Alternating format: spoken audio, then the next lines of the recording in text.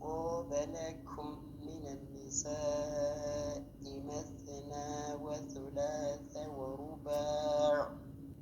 فإن خفتم ألا تعدلوا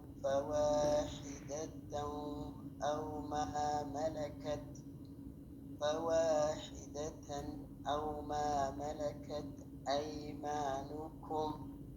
ذلك أدنى ألا تعولوا وآتوا النساء صدقاتهن نحلة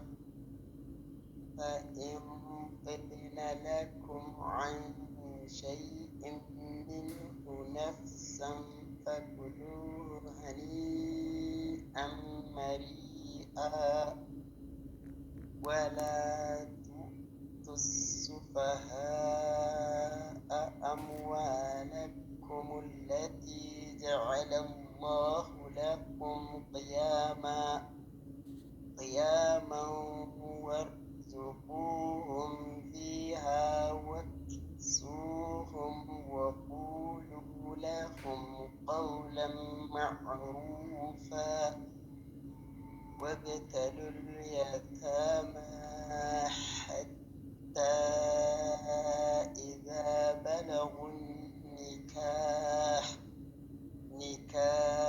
فإن آنستم منهم رشدا فدفعوا إليهم أموالهم ولا تأكلوها إسرافا وبدارا أن